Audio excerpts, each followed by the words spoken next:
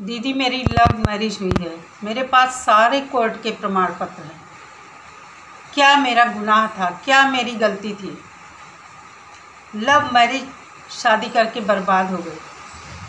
अक्सर क्या ज़्यादातर मैं प्रिया के टाइटल और थंबनेल में ये बात लिखी हुई देखती हूँ, लेकिन वो फेक दिखा रही है, वो स्क्रिप्टेड चीज़ें दिखा रही है। दोस्तों, आज आपको एक ऐसी हकीकत, एक ऐसी जीती जागती इंसान से रूबरू करवाने वाली हूँ, मिलाने वाली हूँ कि आप भी देखकर सोचने पर मजबूर हो जाएंगे। और कहीं अंदर तक अगर आपके अंदर थोड़ा सा भी दिल है, अगर आप अपने सीने में दिल रखते हैं, इंसानी हमदर्दी रखते हैं, तो आप अंदर तक हिल जाएंगे ये चीज़ देखकर। आज मेरा कोई रिएक्शन वीडियो नहीं है, कोई ओपिनियन वीडियो नहीं है, लेकिन घर बैठे मुझे क्या कहेंगे, इनको हम कंटेंट कह सकते हैं। जीती जागती एक महिला किस तरह अपनों के ही द्वारा प्रताड़ित है। ना उसे समाज सपोर्ट करता है, ना अपना हस्बैंड, ना अपना मायका पक्ष, यहाँ तक कि अपने बच्चे भी, जिसको उसने 9 महीने पेट में पाला, अपने खून से सींचा, अपना दूध पिलाया, खुद गीले में सोई, रातों की नींद हराम किया। लेकिन जब बच्चे बड़े हो गए तो जैसे चिड़िया के बच्चे उड़ जाते हैं, उसी तरह अपने सुख शौक ऐशो आराम के लिए बच्चों ने उसे छोड़ दिया और आज गली गली भटक रही है, तिल तिल मर रही है। लोग उसे पागल कहते हैं, लेकिन क्या ये पागल है? कमेंट करके आप लोग मुझे ज़रूर बताइए।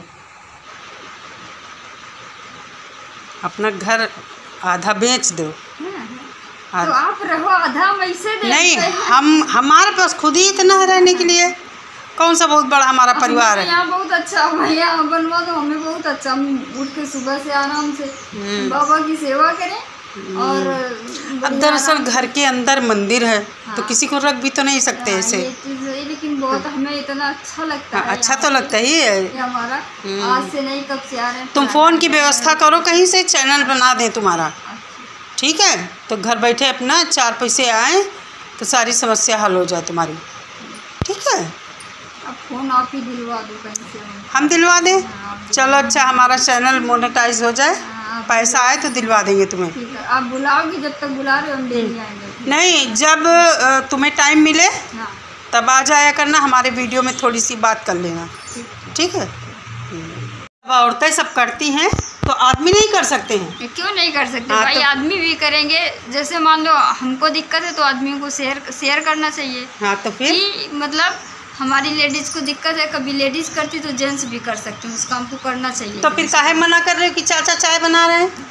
मैंने मना इसलिए कि इस समय हमको कोई दिक्कत नहीं, हम ठीक है, हम उनको बना सकते हैं, हम बना के पिला देंगे, तो इसलिए मैंने कहा। तो तुम आई हो तो आज अंकल के हाथ की चाय पी लो। चलो ठीक है, चाय पी लेते हैं। अभी आप लोगों से इनके बारे में शेयर करेंगे, क्या है इनकी कहानी। अभी तो बैठी 3 साल बाद आई है मेरे घर। चलो फिर उनको चाय वाय पिलाते हैं, उसके बाद फिर बात करते हैं।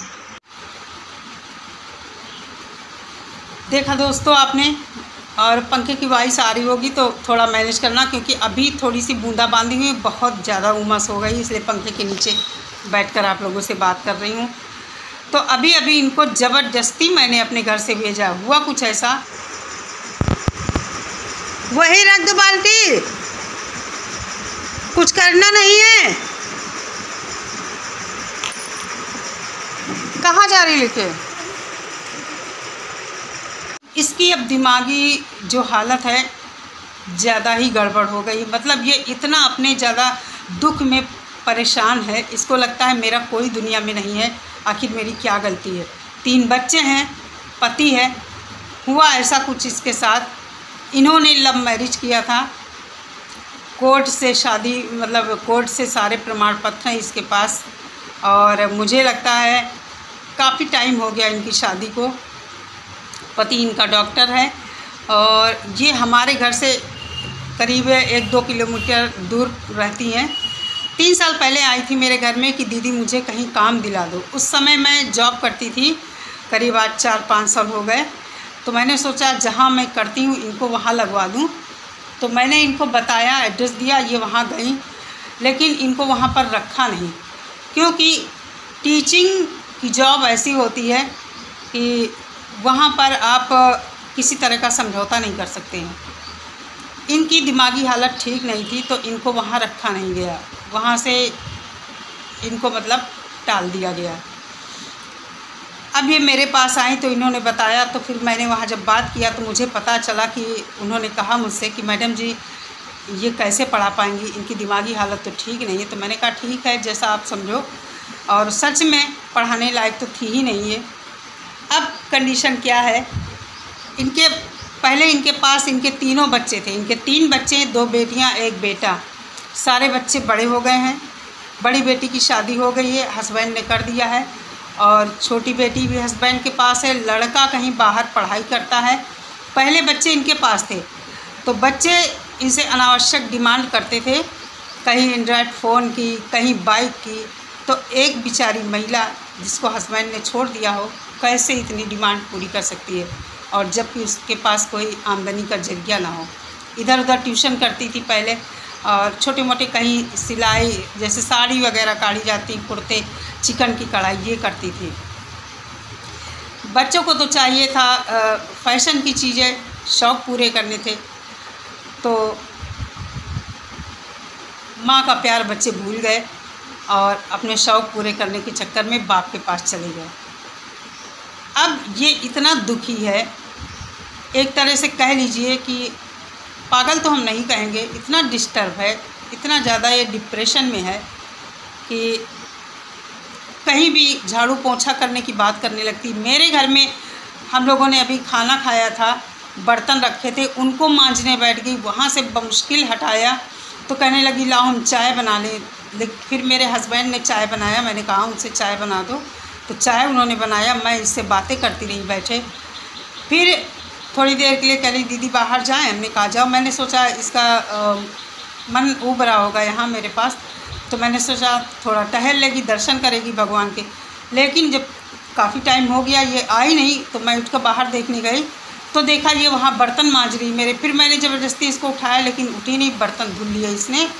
उसके बाद कहने लगी दीदी पोंछा लगा लें। हमने फिर ज़बरदस्ती मना किया इसको, थोड़ा हम वैसे बोले तेज़ आवाज़ में कि हमने कहा हम अभी तुमको मारेंगे, फिर उठो यहाँ से। तो हंसने लगी, कहने लगी कि दीदी क्या हुआ, अपने घर में नहीं करते? तो हमने कहा अपने घर में करो। कहने का मतलब ये है कि किस तरह आदमी अगर उपेक्षा कर देता है अपनी पत्नी की, तो यही हालत होती है जैसी इस महिला की थी। बहुत दुख लगा इसको देखकर। पहले भी आई थी तो मुझे काफ़ी दुख लगा था, लेकिन पढ़ी लिखी है, ग्रेजुएट है, मुझे लगता बीएड भी इसने किया था, लेकिन सर्विस नहीं लग पाई। और आज ये कंडीशन है कि किसी के भी घर में जाती है तो वहाँ झाड़ू पोछा करने की बात करने लगती है, करने भी लगती है। मैं चली गई चाय इनको बताने की चाय बना दो। यहाँ आके देखा तो मेरे ये यहाँ पे कपड़े रखे थे धुले हुए, तो कपड़े तह करने लगी। तो कहने का मतलब कभी कभी कुछ लोग सोचते नहीं हैं कि हम इस इंसान के साथ क्या करने जा रहे हैं। किस जज्बे के साथ आपने शादी किया था, किस उससे आपने इसके साथ ब्याह रचाया होगा, और आज दूसरी के साथ जुड़कर इसको इस हालत में छोड़ दिया दर दर भटकने के लिए। चलिए दोस्तों, मन अच्छा नहीं है, ये आ गई है, इसको देखकर बड़ा दुख हुआ है। आज मैंने सोचा क्यों ना आप लोगों के साथ शेयर करें। आप लोगों के पास भी ऐसे कुछ लोग होंगे जिनको ना हम पागल कह सकते हैं, समझ में नहीं आता ऐसे लोगों को हम क्या कहें। आज समाज में हम देखते हैं यही सब कुछ चल रहा है। कहीं पत्नी पति को छोड़ रही है, कहीं पति पत्नी को छोड़ रहा है। शादी अरेंज हो या लव, बहुत कम अब देखने को मिलता है कि अच्छे से लोग जीवन यापन करें।